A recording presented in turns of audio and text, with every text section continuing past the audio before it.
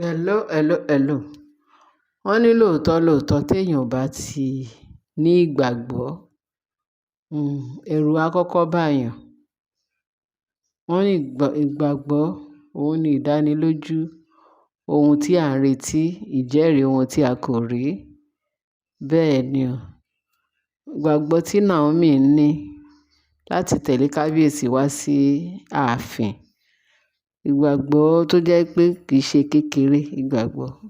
Ìgbàgbọ́ náà ló mú láti sọ pé kábíyèsí, mo fẹ́ fẹ́ yín, ẹ̀yin ni mo fẹ́ fẹ́, ẹ̀yin ni mo fẹ́, ẹ̀yin ni mo ti mọ̀ pé ààbò Ọlọ́run wà lórí mi, ó wà lórí àwọn ọmọ mi.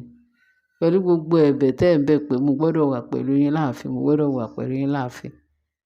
Pẹ̀lú bí mo ṣe wà pẹ̀lú yín láàfin, ojoojúmọ́ inú fo, àyà fo, gbogbo ohun ìríra, gbogbo ohun ìbẹ̀rù ó kún ààfin yẹn.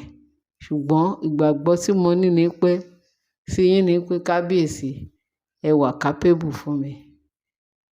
Ẹ̀yin ni bàbá mi, ẹ̀yin lẹ̀gbọ́n mi, ẹ̀yin lọkọ mi, ẹ jù mí lọ fíofío. Tún jẹ́ ọkọ, tún jẹ́ pé gbogbo ẹ̀ ni mo rò. Ló jẹ́ kí n fi ìgbàgbọ́ wá sọ́dọ̀ yín. Ṣùgbọ́n pẹ̀lú ẹ̀, ìgbàgbọ́ tí Queen Naomi ní fún kábíyèsí tó ní láti tẹ̀lé kábíyèsí. Pé gbogbo nǹkan tí kábíyèsí bá fẹ́, òun máa bá fẹ́. Ṣùgbọ́n ó dàbí pé kábíyèsí kò bá Naomi fẹ́ gbàgbọ́ tiẹ̀. Naomi nìkan ló gba kábíyèsí gbọ́, kábíyèsí ò gba Naomi gbọ́. Wọ́n nígbà tí wọ́n ṣe dé láti ṣọ́ọ̀ṣì lénìí. Wọ́n ní wọ́n bá kí ló lóun jẹ́. Wọ́n bá ìkòkò igbá òkùnkùn, igbá ògùn nínú compound ẹ̀. Wọ́n bá nu compound ẹ̀.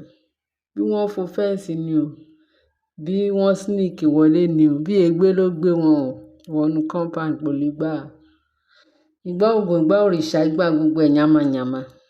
Wọ́n náà bá nínú compound níbi tí Christmas flower wà, níbi ẹnu ọ̀nà compound ẹ̀ níta. Ló yá máa nù. Kí leléyìí? Wọ́n ló pe gbogbo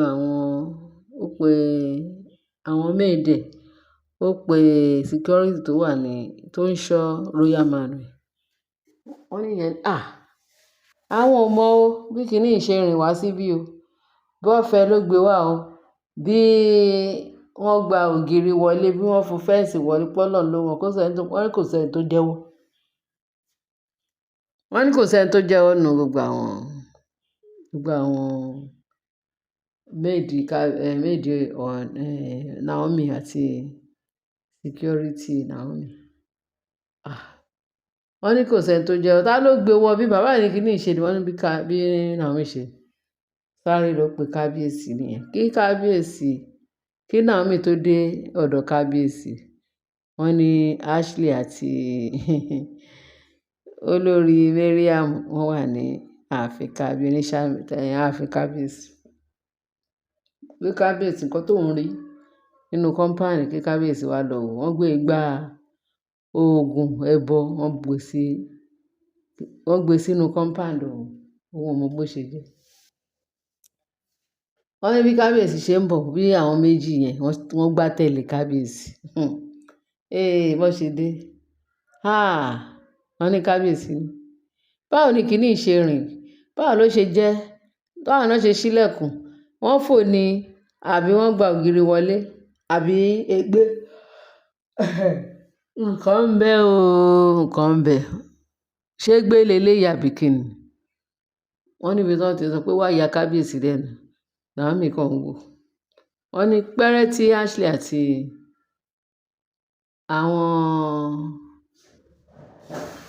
àwọn people yẹn, pẹ́rẹ́ tán dáhùn, àwọn méjèèjì yẹn. Kábíyèsí àti sọ fún yín. Kábíyèsí àti sọ pé olóògùn ni Naomi. A sì sọ fún pé Naomi bó ṣe máa ń ṣe rẹ̀, bó ṣe máa ń ṣe. Àló olóògùn lèèyàn. Àló ní kiní ẹ̀kan, ó kàn fi ìgbàgbọ́ bojú ní abẹ́rẹ́. Ta ló wa compound? Ta ló ṣe kiní? Bó ṣe máa ń gbé ẹbọ ẹ̀ sí compound ẹ̀ ní ó ní nǹkan tó fẹ́ fi ṣe pé kí kábíyèsí mú dáadáa kó mú kí ni dáadáa wọ́n ní ibi tí wọ́n ti ń sọ tán ti pọ́ta ṣé mo gbọ́ òun òkú lápọn kò pẹ̀lú bọ́n ṣe ń pariwo tó wọ́n bọ́n ṣe ń ṣe oríṣiríṣi bẹ́ẹ̀ni ẹlẹ́ni ṣe kú sẹ́kún ni gẹ́gẹ́ bí a ṣe gbọ́ nínú internet space wọ́n ní ṣe ni Naomi lè bẹ̀rẹ̀ sí ní kí ló ń sunkún fún kí ni Naomi ń sunkún fún wọ́n ní before ẹ̀ bó ṣe ń sunkún pé ṣe ló dẹ̀ collapse ọkùnrin ayé ẹ̀ ti já ọkùnrin ti lọ fẹ́ wọ́n ní ṣe ló dẹ̀ collapse immediately wọ́n fi gba oògùn lẹ̀ ẹbọ lẹ̀ o wọ́n fi gba ẹbọ lẹ̀ o wọ́n ní kábíyèsí bẹ̀rẹ̀ sí ní kó Naomi o tó bẹ̀rẹ̀ sí ní kó Naomi tó ń dami lé ló tó ń ṣe gbogbo ẹ̀ ṣé èèyàn lè ṣe irú eléyìí ṣá ìjọ wo ni wọ́n fẹ́ ṣe eléyìí dá eléyìí lágbára o kábíyèsí ẹ wá nǹkan ṣe sí lídà ti tèmi ní tèmi kábíyèsí ẹ báyìí fi Naomi ẹ jẹ́ kó yìí dúró síbi tọkàn ẹ̀ máa ti balẹ̀ kẹ́ ẹ ló máa fẹ́ níbẹ̀ ṣùgbọ́n o kì í ṣe pé bóyá wọn ní kí kábíyèsí mi ń tú yìgì o èmi máa ń so yìgì òkè ẹ má tiẹ̀ ṣe yẹn wá pé àyà yín ò gbà ọkàn yín ò gbà gbogbo àwọn tó ń túláàsì fún Naomi ní ààfin tó fẹ́ pa obìnrin wọn ò dẹ̀ lè rí pa tó ń da ọmọ yẹn láàmú tó ń collapse lójoojúmọ́ nítorí tiyín kábíyèsí nítorí pé ìdílé mọ̀ fẹ́ ọkọ báà lè ṣe fẹ́ ṣe ẹ mú Naomi jẹ́ kó dúró síbi tọ́kàn ẹ̀ máa ti balẹ̀ ṣe rí tẹ́ bá ti ṣe gbogbo ètò táwọn pípù yẹn tó ti kúrò láàfin ẹ ṣe wàá mú ìyàwó yín padà sáàfin òun lọ́kàn lè balẹ̀ ẹ wá mọ̀ pé ẹ̀yin àti olórí yín lè jọ wà láàfin àìjẹ́ bẹ́ẹ̀ olórí mélòó lè fẹ́ secure ní ààfin olórí mélòó lè fẹ́ gbé sí ààfin ẹ kábíyèsí ṣé gbogbo àwọn kábíyèsí àwọn tó wà nílẹ̀ Yorùbá ṣé bọ́n ṣe máa ń gbóbìnrin sí ààfin nìyẹn tó fi ń ṣera wọn léṣe tó wá pé wọ́n ṣe ni wọ́n á ti para wọn tán ẹ̀ tó dàbí pé ti kábíyèsí Ọ̀jájá yìí nìkan ni mo rí tó yàtọ̀ victimization tó ń fún Naomi ó ti pọ̀ jù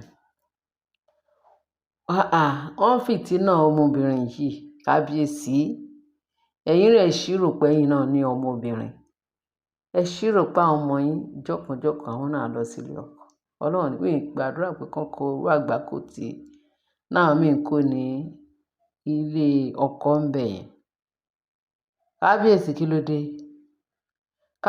kí ló dé nǹkan kan gbọ́dọ̀ ṣe Naomi náà nǹkan kan gbọ́dọ̀ ṣe Naomi ṣé mọ̀ pé Naomi bó ṣe wà yẹn gbogbo ayé pátápátá ló ti mọ̀ ọ́ kò sí ẹni tí ò mọ̀ Naomi pé ìyàwó yín ni nǹkan kan ò dẹ̀ gbọ́dọ̀ ṣe Ọlọ́run ní jẹ́ kọ́ béèrè ìbéèrè tẹ́ ẹ̀ ní lè dáhùn lọ́wọ́ yín o ìbéèrè tí wọ́n máa béèrè lọ́wọ́ yín tẹ́ ẹ̀ ní lè fèsì tẹ́ ẹ̀ ní lè dáhùn tẹ́ ẹ̀ ní mọ nǹkan tó yẹ kẹ́ ṣe ẹ má yẹ kán béèrè lọ́wọ́ yín bẹ́ẹ̀ ni ìgbọ́ràn ó sàn ju ẹbọ rúrú lọ ìfetísílẹ̀ kẹ̀dẹ̀rẹ́ ó sàn ju ọ̀rọ̀ àgbò lọ kábíyèsí ẹ jẹ́ kí ọmọbìnrin yìí kì í ṣe gbogbo nǹkan tó ń dán ni wúrà o ẹ jẹ́ kí ọmọbìnrin yìí lóòótọ́ ẹ̀ ń fẹ́ ṣe rí àwọn tó sọ pé kì í ṣe ìṣojú wọn ni Naomi máa bá wọn láàfin kábíyèsí ẹ prove wọn wrong náà ẹ jẹ́ kí gbogbo wọn kúrò àwọn tó ń lérí tán léka tó ń fẹ́ kí ọmọnìkejì survive ìtẹ̀lẹ̀ pè ní ìyàwó yín ẹni bí ọkàn yín ẹni tí ẹ sọ pé òun ni life yín ẹ̀yin lẹ sọ pé òun ni ayé yín ẹ dẹ̀ ń wò báyìí kíkí ni ṣe fún náà kíkí ni ba lè ṣe náà wọn lè pa ìgbàgbọ́ Naomi ló máa mú Naomi lára dá èwo ni igbá òrìṣà nílé kábíyèsí nílé Naomi wọ́n ní ẹ ṣèbí Naomi